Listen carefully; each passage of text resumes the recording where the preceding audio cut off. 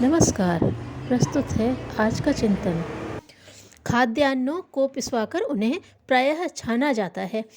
छानने में गेहूं, ज्वार, मक्का आदि अनाज का ऊपरी छिलका छलनी में ही रह जाता है। गृहिणियां इन छिलके को, जिसे बोलचाल की भाषा में चोकर कहते हैं, या तो फेंक देती हैं अथवा पशुओं को डाल देती हैं।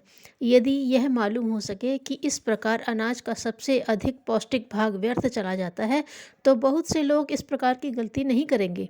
कई लोग तो ऐसे भी होते हैं जो चोकर के लाभकारी गुणों को जानते हुए भी उसे निकालकर छान कर फेंक देते हैं। इसे तो स्वाद लिप्सा का दुर्गुण ही कहा जाएगा, जिसकी किसी भी प्रकार अनुशंसा नहीं की जानी चाहिए। ऐसे लोगों को समझा सकना भी मुश्किल है। ब्रिटेन में काफ़ी वर्षों पहले चोकर के गुणों की जांच की जा चुकी है। वैज्ञानिक गण प्रयोगों से इस निष्कर्ष पर पहुँचे हैं कि इस प्रकार खाद्य पदार्थों के सर्वाधिक पोषक तत्व नष्ट हो जाते हैं। वहाँ तो इसका प्रयोग कई भयंकर बीमारियों के उपचार में पथ्य रूप में भी किया जाता है। तपेदिक, कब्ज, मंदाग्नि तथा मधुमेह जैसे रोगों की कुछ विशेष अवस्थाओं में 1 भाग चोकर और 8 भाग गेहूं के आटे की रोटियां ही खाने को दी जाती हैं। स्नायु दुर्बलता एवं रक्ताल्पता के रोगियों को चोकर की चाय बनाकर पिलाई जाती है। साफ चोकर को उसके 6 गुना पानी में मिलाकर आधा घंटे तक उबालने से चोकर की चाय तैयार हो जाती है। सुस्वादु बनाने के लिए उसमें शहद, चीनी अथवा नींबू का रस भी मिलाया जा सकता है। इसका 1 प्याला प्रातः और सायं पीने से स्वस्थ व्यक्तियों को भी काफ़ी लाभ मिलता है। इसका उपयोग कई व्यक्ति बाजार में मिलने वाली चाय के स्थान पर करने लगे हैं। एक ओर जहां यह पेय बाल, वृद्ध, युवा सभी के लिए स्फूर्तिदायक सिद्ध हुआ है, वहीं यह पीने वालों को गले की खराश, सर्दी, जुकाम आदि से भी बचाता है। गेहूं के वजन का 5वां भाग चोकर होता है, परंतु इस 5वें भाग में गेहूं के सभी पोषक तत्वों का 3/4 हिस्सा समाया होता है। इसका सामयिक विश्लेषण करने से पता चला है कि मामूली चोकर में 3% चिकनाई, 12% प्रोटीन तथा 1/3 भाग स्टार्च होता है। चूने और अन्य खनिज लवणों की मात्रा भी इसमें काफ़ी होती है। 1 पौंड चोकर वाले आटे में 4 ग्रेन चूना होता है, जो शरीर की आवश्यकता के अनुसार पर्याप्त है।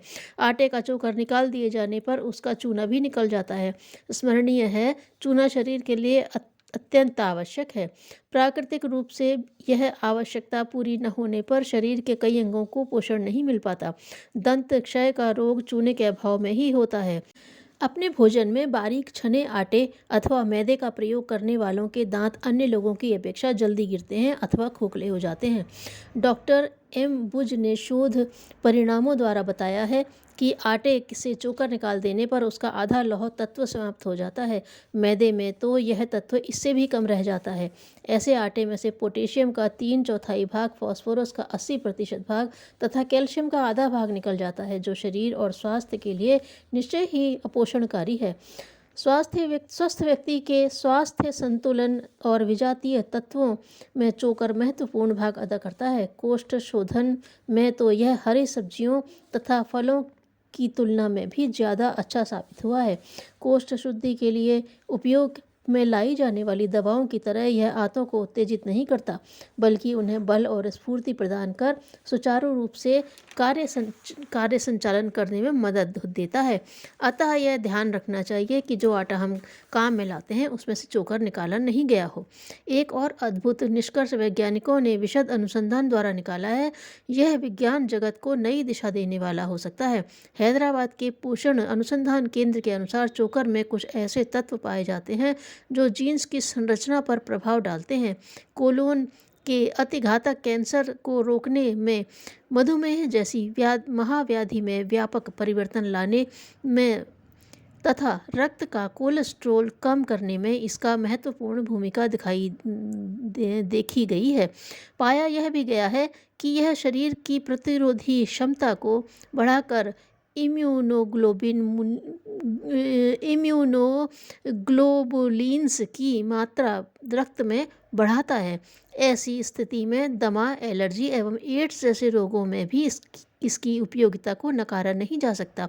चोकर को आटे का निस्सार भाग मानकर फेंकने के बजाय यदि हम उसका सदुपयोग करना आरंभ कर दें तो यह एक अमृतोपम औषधि की भूमिका निभा सकता है। यूनान के प्रसिद्ध दार्शनिक सुकरात भ्रमण करते हुए एक शहर में पहुंचे।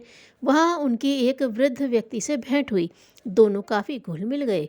सुकरात ने उनके व्यक्तिगत जीवन में काफ़ी रुचि ली। उन्होंने काफ़ी खुलकर बातें की। सुकरात ने संतोष व्यक्त करते हुए कहा, आपका विगत जीवन तो बड़े शानदार ढंग से बीता है, पर इस वृद्धावस्था में आपको कौन कौन से पापड़ बेलने पड़ रहे हैं, यह तो बताइए। वृद्ध किंचित मुस्कुराया। मैं अपने पारिवारिक उत्तरदायित्व अपने समर्थ पुत्रों को देकर निश्चिंत हूँ।